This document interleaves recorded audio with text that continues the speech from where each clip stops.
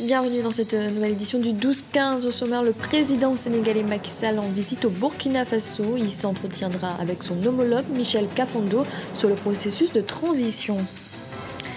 Démission du gouvernement à Madagascar, le Premier ministre Roger Kolo a évoqué le mécontentement populaire pour expliquer son départ. Et les Angolais sont de retour au théâtre malgré une situation difficile. Les dernières pièces ont réussi à remplir les salles grâce aux efforts des professionnels du secteur. Le président sénégalais Macky Sall effectue ce mercredi une visite officielle au Burkina Faso. Au programme, une rencontre avec le président Michel Kafando et le Premier ministre Yacouba Isaac Zida. L'occasion de faire le point sur le processus de transition et le calendrier électoral. Birama Saounera. Le président sénégalais Macky Sall prend part ce mercredi à la réunion du groupe de contact international sur le Burkina Faso. Cette rencontre se tient à Ouagadougou, dans la capitale burkinabé.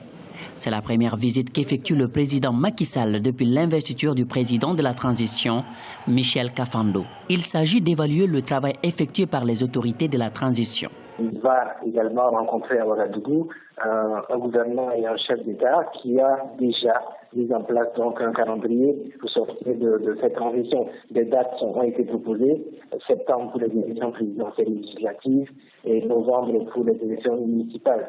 Il y a juste peut-être à affiner le choix de ces couplages-là et à affiner quelques dates. Mais je pense que Macky Sall viendra constater que la transition, même si elle a commencé difficilement, c'est effectivement mise en route. Au-delà du constat sur les calendriers électoraux, le président Macky Sall devrait passer des messages à l'endroit des autorités de la transition. Plusieurs autres points seront abordés, notamment ceux relatifs au retour de l'ancien président Blaise Compaoré et à la réouverture de certains dossiers judiciaires pendants. Le président Kafando a décidé de ne pas faire de sa poursuite ou d'une action judiciaire contre lui une priorité, à trop vouloir forcer la main du président Kafando sur cette question du président Compaoré. La population qui est très remontée et qui est très active au Burkina actuellement nous oblige le gouvernement en place à mener des actions contre le président Compaoré. Le groupe de contact international a été mis en place au lendemain de l'insurrection populaire, les 30 et 31 octobre 2014. Il est composé des présidents sénégalais Macky Sall, ghanéen John Dramani Mahama et togolais Faure Gnassingbé. Il a pour mission de suivre la situation sociopolitique au pays des hommes intègres jusqu'à la fin de la transition politique. Et plusieurs milliers de personnes se sont rassemblées en silence ce mardi aux abords de l'aéroport international de Ouagadougou pour accueillir les cercueils d'une vingtaine de victimes du crash d'Air Algérie survenu le 24 juillet dernier au Mali. Le Premier ministre Isaac Zida et plusieurs membres du gouvernement étaient présents. Un hommage national est rendu ce mercredi. À Madagascar, le gouvernement a démissionné. Le Premier ministre Roger Kolo a avancé le mécontentement populaire pour expliquer son départ. L'équipe gouvernementale démissionnaire était notamment très critiquée sur sa gestion de l'approvisionnement en électricité, alors que la Grande Île est confrontée à des délestages de plus en plus fréquents. Diran Diaye.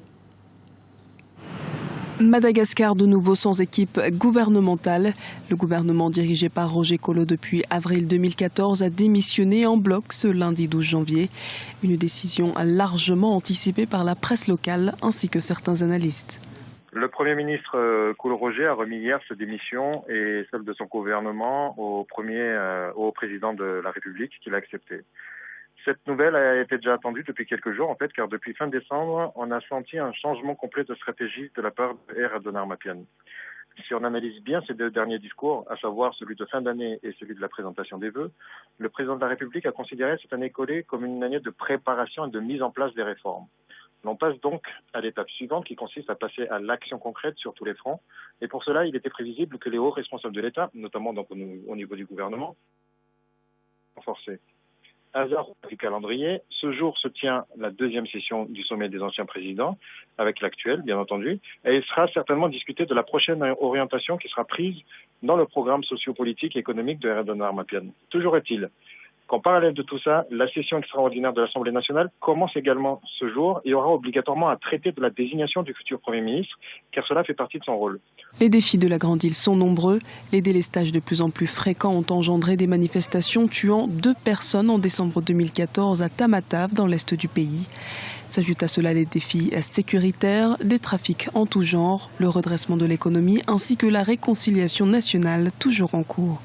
Le président R. Razaounari-Manpiane, qui n'a pas de majorité parlementaire, va maintenant devoir former un gouvernement à même d'y faire face. On sait qu'une dizaine de noms a été proposée par les divers groupements politiques. Et rappelons-le que le futur Premier ministre sera proposé par le parti majoritaire à l'Assemblée nationale ou par le groupe de partis majoritaires, position qui reste encore ambiguë jusqu'à aujourd'hui, car le part de Ange Razuel et la plateforme pour la majorité présidentielle, donc il soutient le président de la République, se disputent cette légitimité. L'équipe sortante assure la gestion des affaires courantes en attendant la nomination d'un nouveau gouvernement. La loi ne mentionne, cela dit, aucun délai. Suite à l'élection présidentielle de 2014, il avait fallu attendre 3 mois avant la nomination de l'équipe gouvernementale. Et toujours à Madagascar, la rencontre dite des 5 chefs d'État a repris ce mardi. Rappelons qu'elle réunit le chef de l'État en exercice, R. Razaounari-Manpiane, ainsi que les 4 derniers présidents de la Grande Île. Les concertations se sont déroulées à huis clos et ont duré plusieurs heures. Elles entrent dans le cadre du processus de réconciliation nationale. En Guinée équatoriale, les préparatifs de la Coupe d'Afrique des Nations s'intensifient à quelques jours du coup d'envoi. Ce vendredi, une séance de travail gouvernemental a eu lieu, l'occasion d'annoncer le don de 10 000 tickets d'entrée et d'appliquer une participation massive de la population. Policarpo Idoumassa. Le président Teodoro Obiang Nguema Mbasogo offre 10 000 tickets d'entrée aux habitants de chaque ville retenus pour les matchs de la CAN 2015. Le président équato-guinéen a consenti des moyens financiers importants pour accompagner ses concitoyens durant la grande messe du football africain. Réunis dans la salle de conférence de Ngolo à Bata, le chef de l'État estime nécessaire la présence des équato-guinéens aux différents stades pendant les matchs. Le dirigeant du pays hôte de la CAN souhaite une forte mobilisation de ses compatriotes durant la compétition. Cela sera un signal fort dans le sens de la défense de l'honneur du continent africain. La décision d'organiser la CAN engendrera des recettes financières que nous n'avions pas prévues dans le budget. Par ailleurs, la contribution de tous les segments de l'État et de la population en général est absolument nécessaire. Je me suis engagé à payer dans chaque ville retenue au moins 10 000 tickets d'entrée.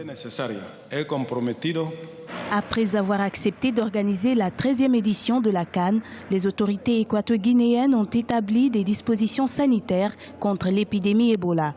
Ces mesures de prévention ont été mises en place dans les entrées et les sorties des aéroports, au niveau des stades de football et dans les hôpitaux. En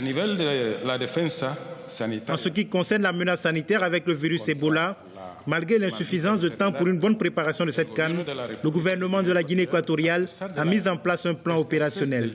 Nous sommes parfaitement organisés et prêts à agir si un cas de contamination se présente.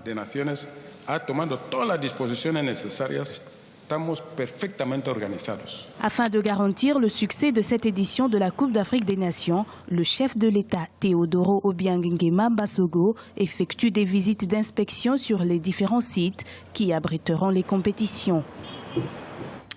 En Angola, le théâtre a longtemps été délaissé. Aujourd'hui, le public semble de nouveau reprendre le chemin des salles.